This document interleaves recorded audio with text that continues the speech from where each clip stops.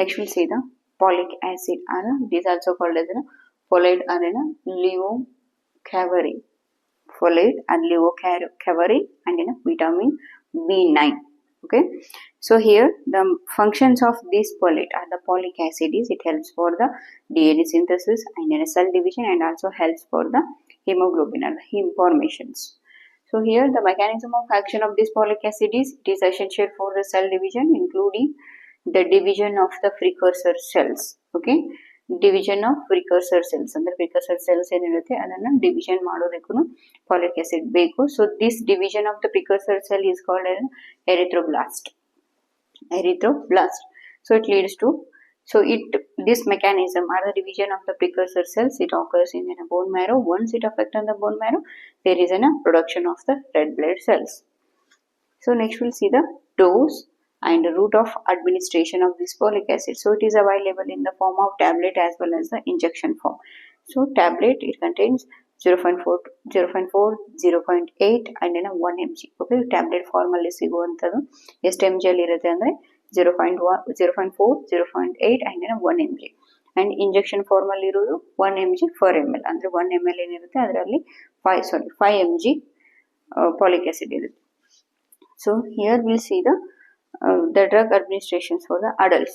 Okay, adults, the therapeutic dose for the adults is 1 mg per day and the maintenance dose is 0.4 mg per day. Therapeutic dose ಅಂದ್ರೆ severe folic acid deficiency ಏನಾದರೂ ಆಗಿತ್ತು ಅಂದ್ರೆ ಆ ಒಂದು patients treatment purpose ನೀವು ಎಷ್ಟು dose ಕೊಡಬಹುದು 1 mg per day ಅಂದ್ರೆ ಒಂದು ದಿನಕ್ಕೆ 1 mg ನ ಕೊಡಬಹುದು. ಮೇಂಟೆನೆನ್ಸ್ ಡೋಸ್ ಅಂದ್ರೆ ಸಿವಿಯರ್ ಫಾಲಿಕ್ ಆಸಿಡ್ ಡೆಫಿಷಿಯನ್ಸಿ ಏನು ಇಲ್ಲ, ಮೈಲ್ಡ್ ಅಥವಾ ಮಾಡರೇಟ್ ಇರಬಹುದು, ಆ ಒಂದು ಕಂಡೀಷನ್ಸ್ ಅಲ್ಲಿ ಮೇಂಟೆನೆನ್ಸ್ ಡೋಸ್ ಆಗಿ 0.4 mg ಪರ್ ಡೇ ಅಡಲ್ಟ್ಸ್ಗೆ ಕೊಡಬಹುದು. Next pregnancy and lactation. Pregnancy and lactation ಅಲ್ಲಿ 0.8 mg ಪರ್ ಡೇ, 0.8 mg ಇಲ್ಲ ಅಂತಂದ್ರೆ 400 mcg ಅಂತ ಕರೀತಾರೆ, 400 mcg per day. So pregnant and lactating ಮದರ್ಸ್ಗೆ ಕೊಡ್ಬೋದು. ಆಮೇಲೆ childrens, for the childrens infants ಯಾರು ಇರ್ತಾರೆ ಅಂದ್ರೆ 1 year ವರೆಗೂ ಚಿಲ್ಡ್ರನ್ಸ್ ಯಾರು ಇರ್ತಾರೆ ಅವ್ರಿಗೆ 0.1 mg ಪರ್ ಡೇ ಕೊಡ್ಬೋದು. ಬಿಲೋ 4 years ಇರೋರಿಗೆ 0.3 mg per day and above 4 years ಇರೋರಿಗೆ 0.4 mg per day. And the route of administration IV, IM, oral or the subcutaneous route ಅಲ್ಲಿ ಫಾಲಿಕ್ ಆಸಿಡ್ ನ ಅಡ್ಮಿನಿಸ್ಟರ್ ಮಾಡಬಹುದು. So next will see the indications. Okay, mainly it is used for the pregnant mother. Okay, it is very important to administer the folic acid during pregnancy. ಯಾಕಂದ್ರೆ ಇವಾಗ pregnant ಮದರ್ಗೆ ನೀವು drug ನ administer ಮಾಡಿದ್ರಿ ಅಂದ್ರೆ here the foetal development is also going to occur. Foetal development ಆಗುತ್ತೆ. Foetal development correct ಆಗಿ ಆಯಿತು ಅಂದ್ರೆ here we are going to prevent the neural tube defects. Okay, neural tube defects ಅಂದ್ರೆ prevention of neural tube defects. ಅಂದ್ರೆ pregnant ಮದರ್ಗೆ ನೀವು folic acid tablet ಅನ್ನ correct ಆಗಿ ಕೊಟ್ಟಿದ್ದೆ ಆದ್ರೆ you are going to prevent the neural tube defects. ಅಂದ್ರೆ as per the regimen ಯಾವ ತರ ಇದೆ, ಬಿಫೋರ್ ಕ್ಯಾರಿಂಗ್ ದ ಪ್ರೆಗ್ನೆನ್ಸಿ ಏನ್ ಮಾಡ್ಬೇಕು, ಮದರ್ 3 months ಅಂದ್ರೆ ಒನ್ಸ್ ಕ್ಯಾರಿ ಆಗ್ಬೇಕು ಅಂತ ಪ್ಲಾನ್ ಮಾಡಿದ್ರೆ 3 months ಅಂದ್ರೆ ಥೆರಾಪಿಟಿಕ್ ಪರ್ಪಸ್ ಏನಿರುತ್ತೆ 3 months ಫಾಲಿಕ್ ಆಸಿಡ್ ಟ್ಯಾಬ್ಲೆಟ್ ತಗೋಬೇಕು. ಆಮೇಲೆ ಪ್ರೆಗ್ನೆನ್ಸಿ ಆದ್ಮೇಲೆ up to 3 or 4 months folic acid na consume ಮಾಡಬೇಕು. Why? To prevent the folic acid deficiency. And also the mother is undergone for the healthy egg productions. Okay, mother ಏನಿರುತ್ತೆ ಓವಲೇಷನ್ಸ್ period ಏನಿರುತ್ತೆ ಆ ಒಂದು period ಅಲ್ಲಿ before ಕನ್ಸೆಪ್ಷನ್ಸ್ ಅಲ್ಲಿ ಏನಾಗುತ್ತೆ ಕೆಲವೊಂದು ಎಷ್ಟೋ ಜನ ಮದರ್ಸ್ ಏನಿರ್ತಾರೆ ಇನ್ಫರ್ಟೈಲ್ ಅಂದ್ರೆ ಇನ್ಫರ್ಟಿಲಿಟಿ ಇರುತ್ತೆ. ಇನ್ಫರ್ಟಿಲಿಟಿ ಯಾಕೆ ಆಗ್ತಿರುತ್ತೆ ಅಂದ್ರೆ because of the inadequate cell division. Correct ಆಗಿ ಸೆಲ್ ಡಿವಿಷನ್ಸ್ ಆಗ್ತಿರಲ್ಲ. ಆ ಒಂದು ಟೈಮ್ ಅಲ್ಲಿ ನೀವೇನ ಅವ್ರಿಗೆ ಅಡ್ವೈಸ್ ಮಾಡಬೇಕು ಅಂದ್ರೆ ಬಿಫೋರ್ ಪ್ರೆಗ್ನೆನ್ಸಿ ಅಂದ್ರೆ once they plan for the conceptions ಅಂದ್ರೆ ಪ್ರೆಗ್ನೆನ್ಸಿ ಪ್ಲಾನ್ ಮಾಡ್ತಾ ಇದ್ರೆ ಆ ಒಂದು ಪ್ರೆಗ್ನೆಂಟ್ ಮದರ್ಗೆ ಅಥವಾ ಆ ಒಂದು ಕಪಲ್ಸ್ಗೆ ಏನ್ ಹೇಳಬೇಕು, ಫಾಲಿಕ್ ಆಸಿಡ್ ಅನ್ನ 3 months ಮುಂಚೆ ತಗೋಬೇಕು. ಆಮೇಲೆ 3 months ಆದ್ಮೇಲೆ ಒನ್ಸ್ ದೇ ಕನ್ಸ್ಯೂಮ್ ಅಂದ್ರೆ ಒನ್ಸ್ ಏನಾದ್ರು ಕನ್ಸೆಪ್ಷನ್ಸ್ ಆಯ್ತು ಅಂದ್ರೆ ಪ್ರೆಗ್ನೆಂಟ್ ಆದ್ರು ಅಂದ್ರೆ ಪ್ರೆಗ್ನೆನ್ಸಿ ಆದ್ಮೇಲೆ 3 months ಟ್ಯಾಬ್ಲೆಟ್ ತಗೋಬೇಕು ಹೇಳಬೇಕು.